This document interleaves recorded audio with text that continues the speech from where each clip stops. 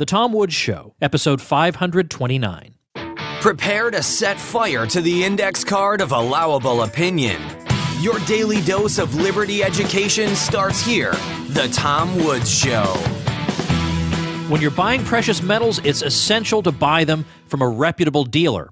Otherwise, you could fall victim to one of many gold scams. Check out Schiff Gold's free report on avoiding gold scams at tomwoods.com/scams. Hey, everybody, we're talking about the gold standard today. Somebody sent me an article from Think Progress, the left-wing site, critical of Ted Cruz for remarks he made in the last GOP presidential debate. Now, it doesn't matter if you're a fan of Ted Cruz or not. That's obviously not the point. The point is we want to talk about the heresy hunters over at Think Progress and what their arguments are against the gold standard, because they're very conventional. They're not particularly good, but they are the sort of things that might trip some people up. So we want to deal with it. And I've brought on two big guns to talk about this with me. Of course, we're going to be linking to the article on the show notes page today, but we're bringing on here Joe Salerno, who is academic vice president of the Mises Institute. He's the author of the book Money, Sound and Unsound. He's been a professor of economics at Pace University for many years. He's also the John V. Denson Professor of Economics at Auburn University.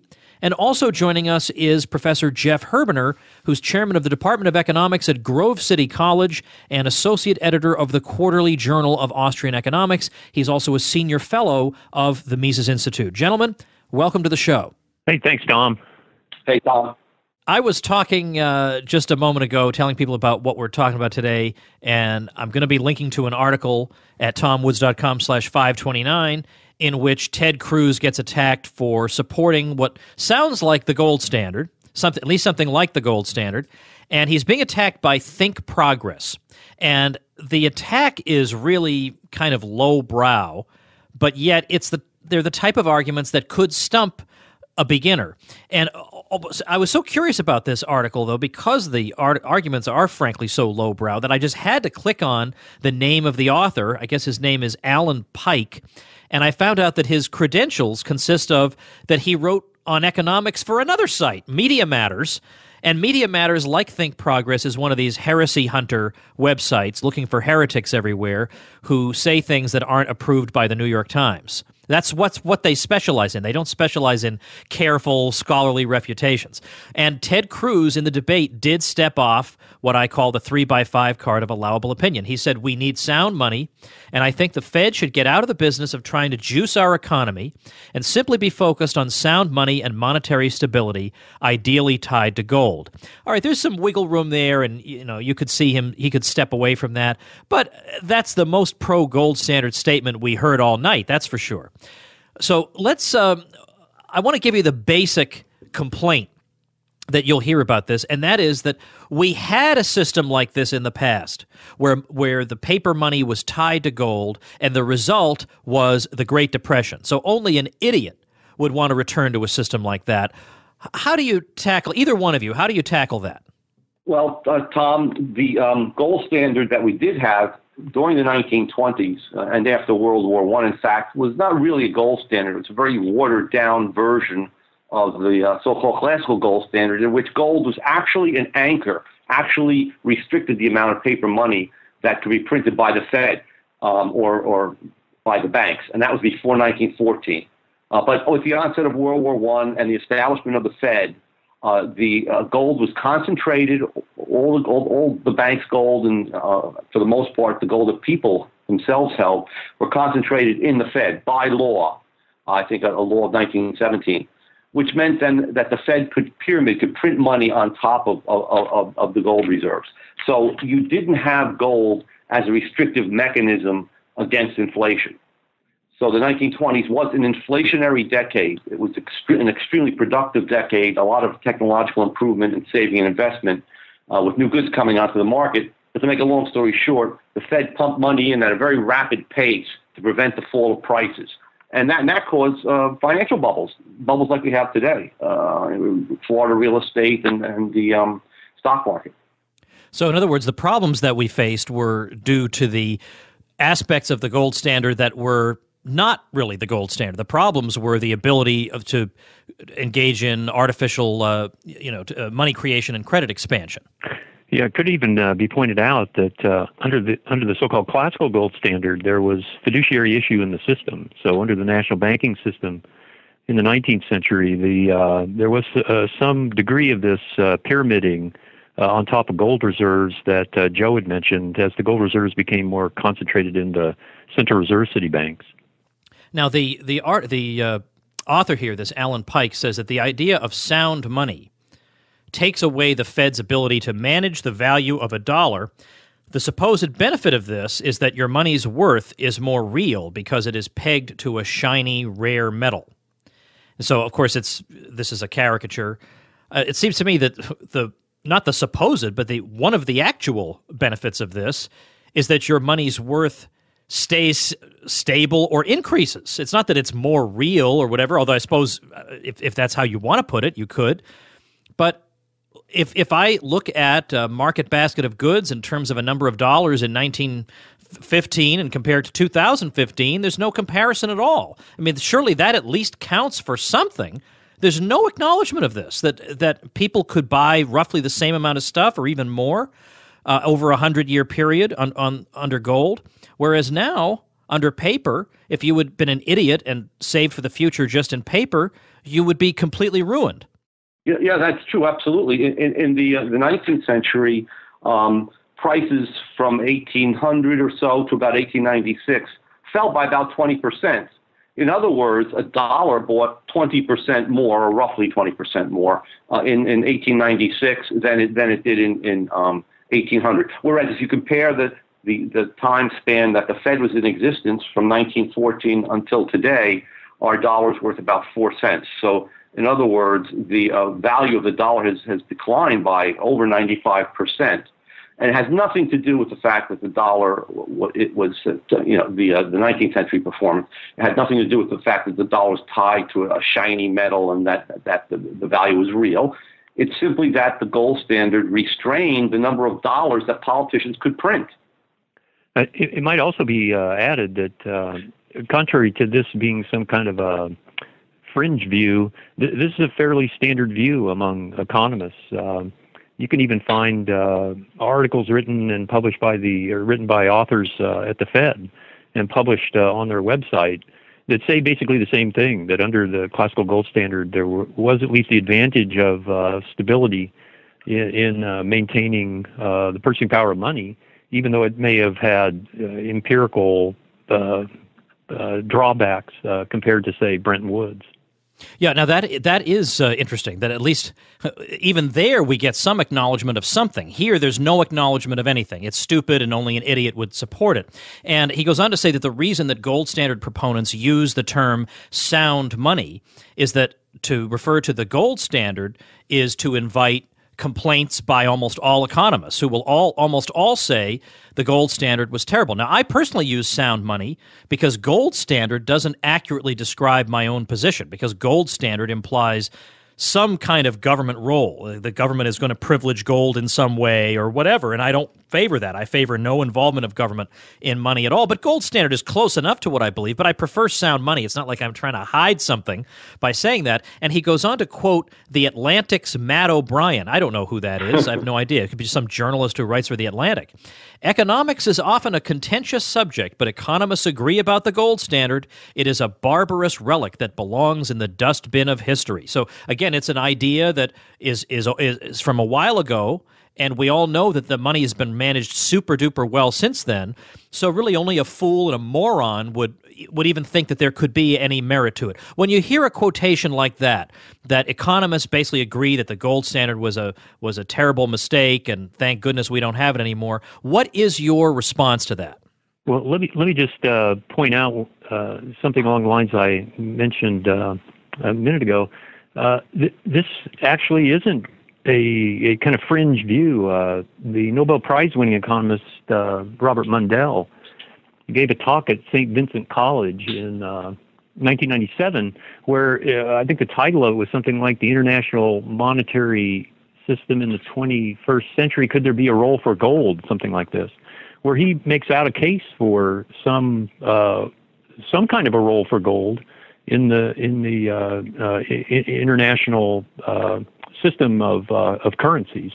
So again, I think it's just wrong-headed. It's just factually wrong to make this claim.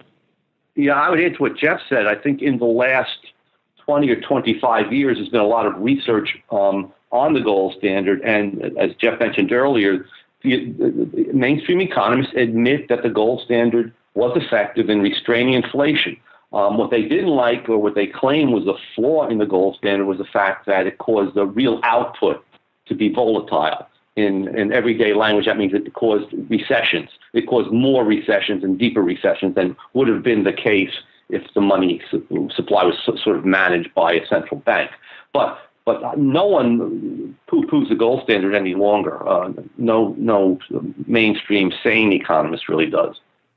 Well, it's interesting that even Christina Romer, who's not obviously a right-wing free market ideologue, went back and said that actually when you look at the correct data and you look at the period before we had the Fed and after, and I mean before we had the Fed and after we had the Fed is not exactly the right breaking point for sound money, but it's a rough estimate. She says that the Fed is perhaps given artificially too much credit for economic stability, and the economic instability that we think we see in the 19th century, it has been exaggerated. That it's apples and oranges, and that when you adjust the data, it's not quite so clear that the 19th century, even though it's certainly not a hard money paradise, but it was closer to what we want. It's by no means clear that was an inferior system. So this is Christina Romer talking. My sense is that Alan Pike is not reading Christina Romer's scholarly articles, but I'm prepared to be corrected on that, but I rather doubt it. So that's and then by the way, he says the gold standard, and again, we're back to the 1920s, forced governments around the world to restrict monetary policy just as markets crashed in the late 1920s, which helped turn a crash into the Great Depression. So, okay, there are two different things we can say about this.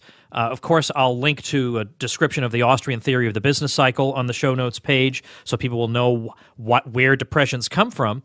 But also, the gold standard forced governments around the world to restrict monetary policy, it takes for granted that the monetary policy of the 1920s was sustainable, was a policy that could be carried out over the long term. And Jeff, in one of the courses you did for libertyclassroom.com, you gave some astonishing statistics about the Dow Jones figures in the 1920s, and the growth rate or whatever the figures were so dramatically out of keeping with past and subsequent history as to show practically anybody reasonable that something screwy was going on.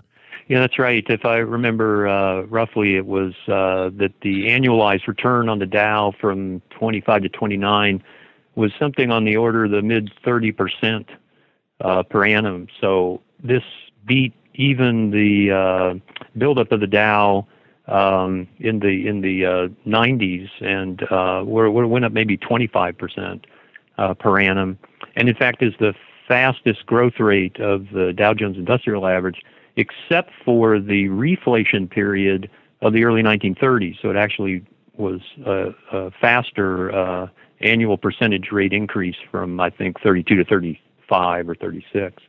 But yeah, this is certainly not sustainable. I mean, never in the history of financial markets has anything like that been sustainable.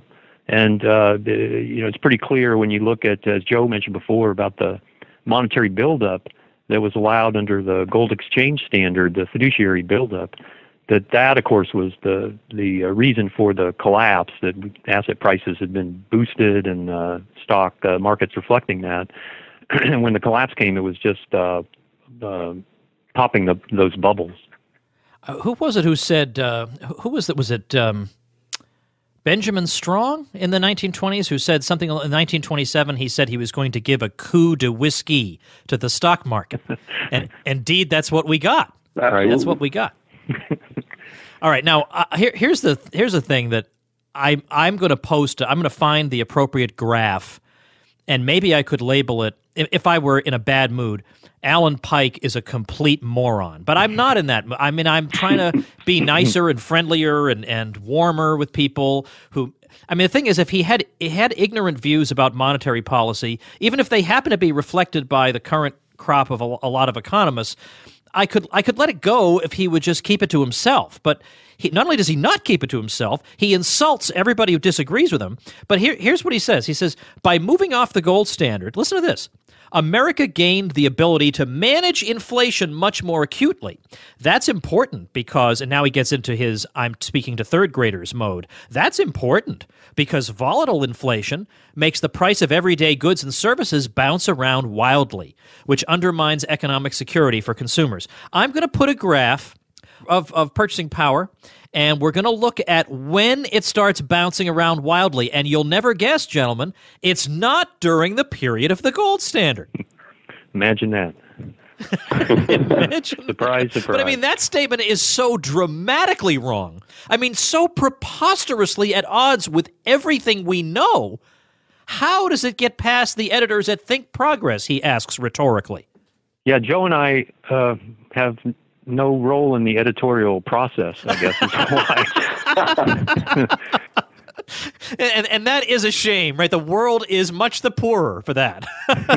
All right, so let's go on here. Oh no, wait a minute, hold on. No, I do still want to address this argument that the gold standard forced governments to engage in a contractionary monetary policy at the time of the crash. What does he have in mind there, and why would, if indeed it would, the gold standard have such an effect? And is that a good or a bad thing?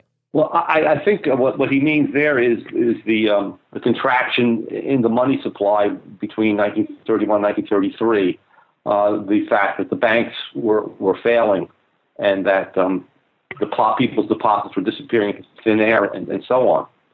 But part of the problem, of course, is that the banks were overextended. I mean, at the end of a bubble, you're always going to find out that a lot of bad loans were made, and the alternative is to liquidate those loans. I mean, the good alternative is to allow those loans to be liquidated, to allow the investments to be liquidated, and to allow the economy to adjust prices. This is what liquidation means. It means adjusting the prices of assets and goods and labor to the underlying supply and demand realities.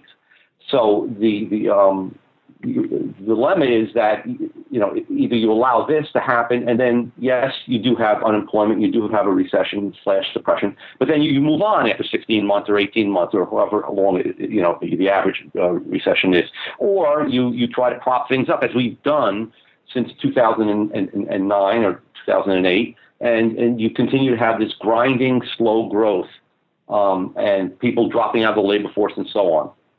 Well, and of course, an analogy might be drawn to 2001, because there, you know, you start to get the Fed engaging in quite a few cuts in interest rates in 2001, and here maybe there was some kind of a correction attempting to take place, but you know, as I don't know if it was Jim Grant put it, the market's trying to set in red lights, but from the Fed, all the lights are green. So it's not like, well, therefore we won't ever have a recession now. We got the recession, but it was much worse because now the errors, the entrepreneurial errors, are perpetuated all during the interim.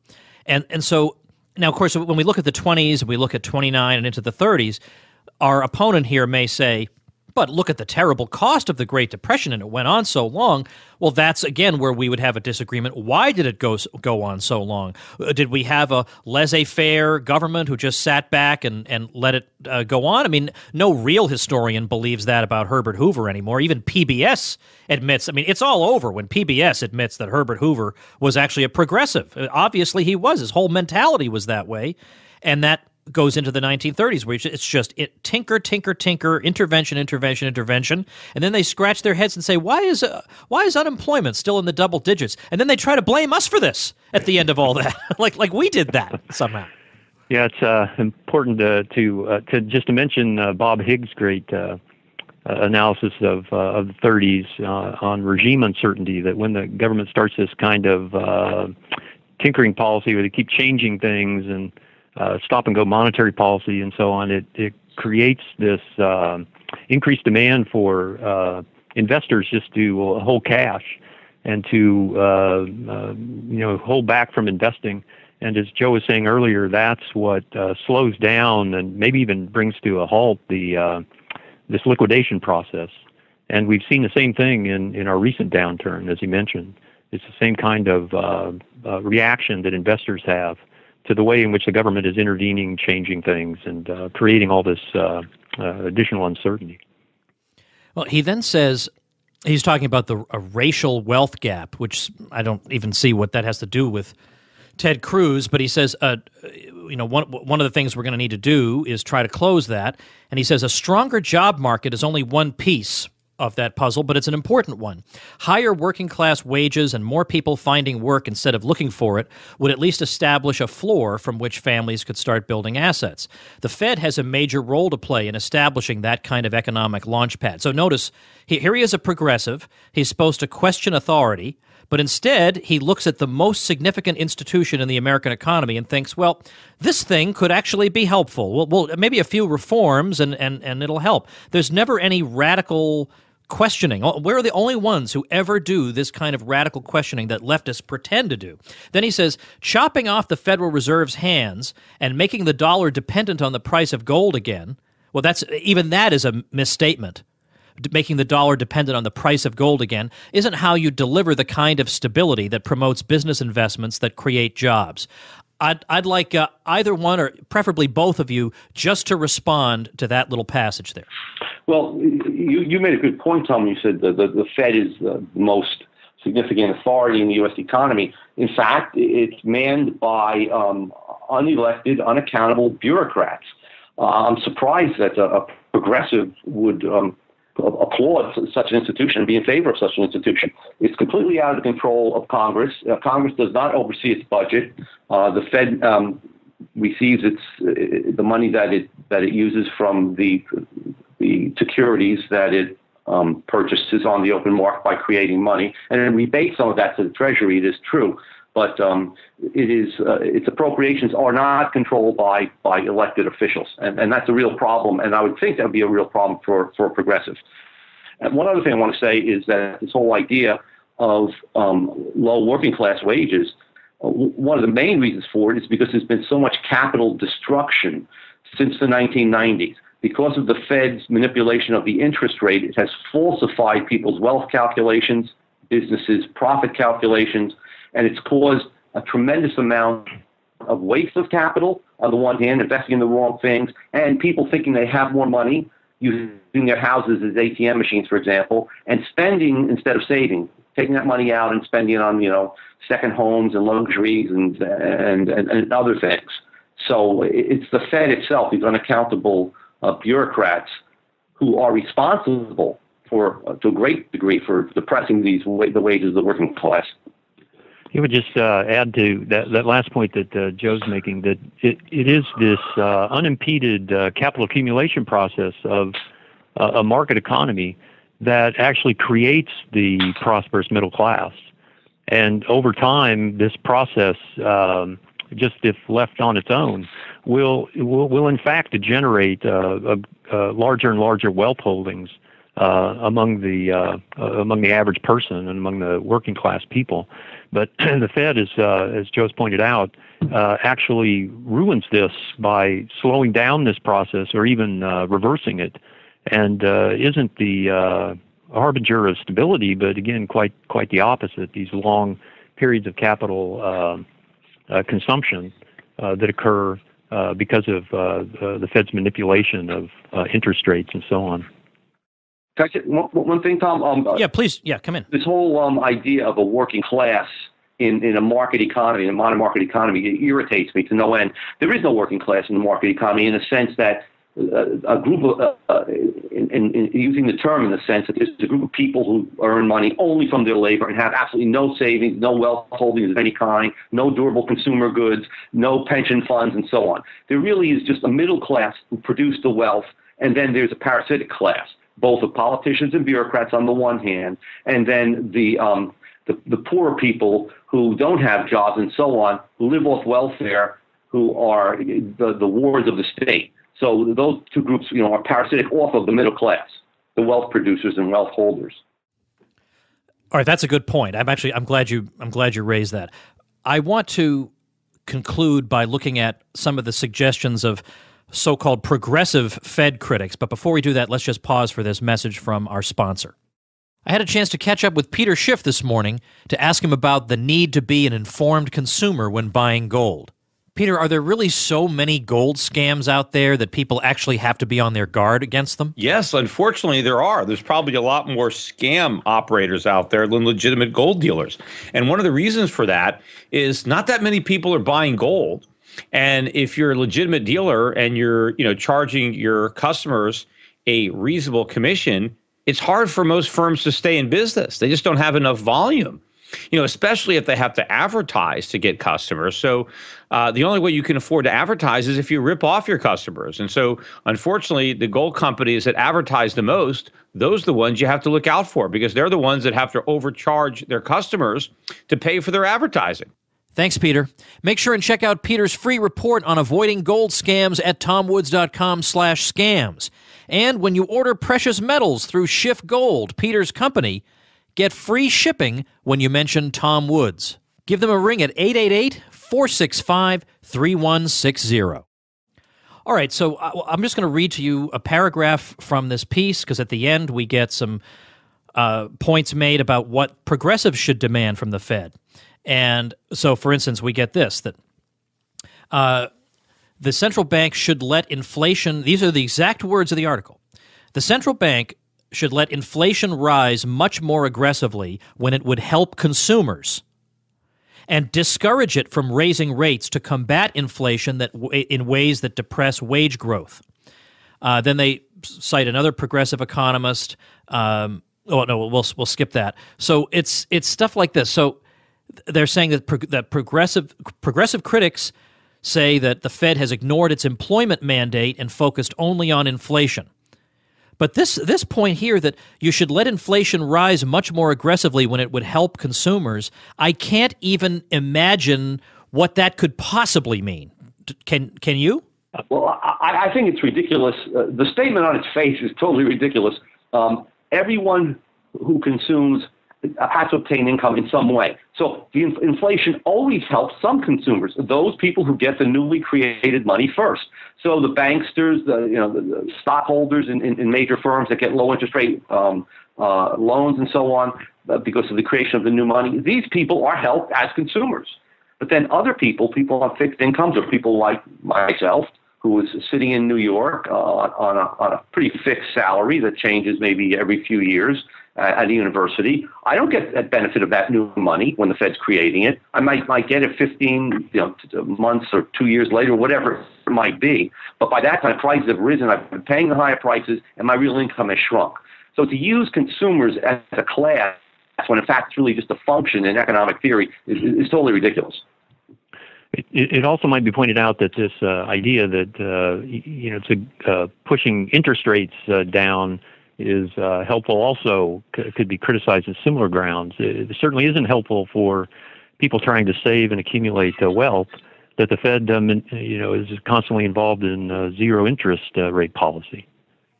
Well, I think that pretty much does it for this piece.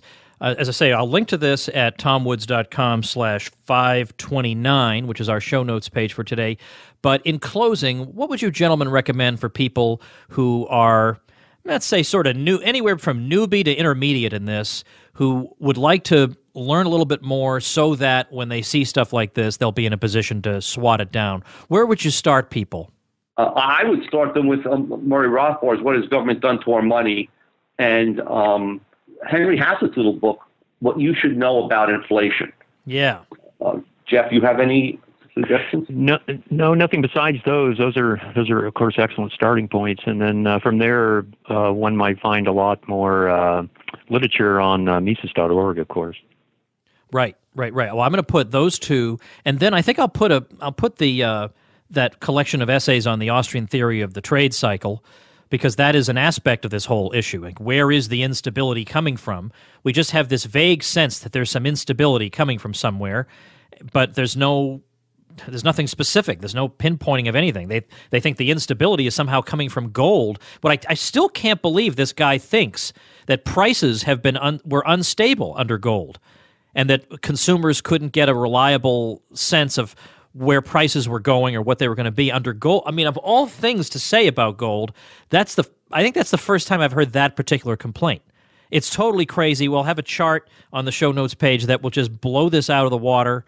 I'll send it to the guy's editor over at Think Progress, and we'll see. We'll see what happens with that. All right, gentlemen, I appreciate you. I know you're both heading out the door to get to the conference up in Toronto this weekend. So safe travels, and thanks for your time. Thanks, Tom. Thank you, Tom.